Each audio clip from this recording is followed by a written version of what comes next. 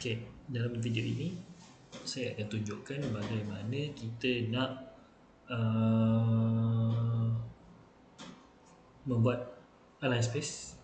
Okay, contoh saya buka file daripada pertanyaan pelajar saya. Saya open file dia, saya hantar tadi dekat download, saya download kedai 7 ni. Okay, beliau telah buat begini. Okay, kita buka, kita nak pergi kat kertas A4. Okay, sekarang kertas A4 ni kenapa dia tak dapat download? Dia tengah lock sini. Okay, kat sini tak ada apa-apa. Sekejap. Kosong. Okay, kertas A4 ada. Saya enter. Okay, macam tak ada apa-apa dekat situ. Sekejap, kita try tengok layer properties.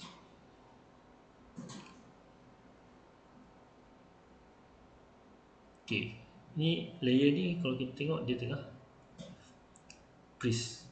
Kita onkan semua yang tengah freeze ni. Tengok keluar tak.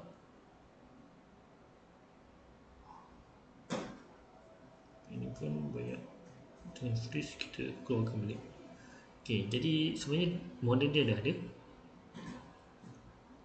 Jadi kita hanya perlukan keluarkan model tu. Jadi kita boleh align space balik.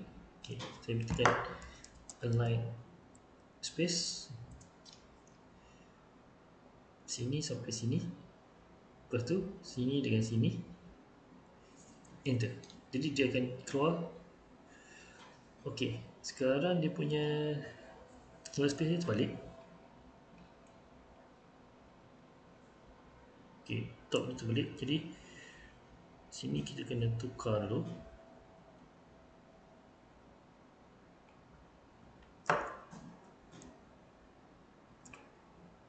Tekan top balik.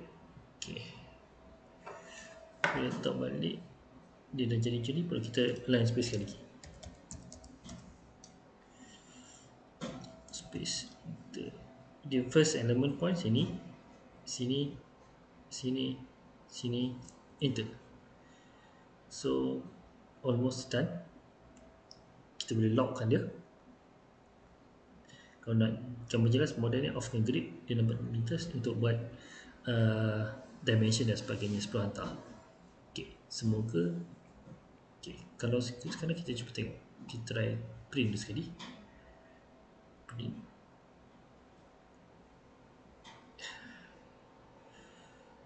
Stop. Kita takkan download je. Save.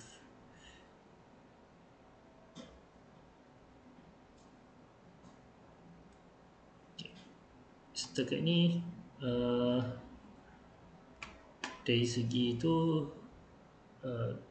ok. Jadi cuba kena finishkan bahagian untuk printing dan dimension untuk printing serta bahagian title block. Semoga bermanfaat. Assalamualaikum warahmatullahi wabarakatuh.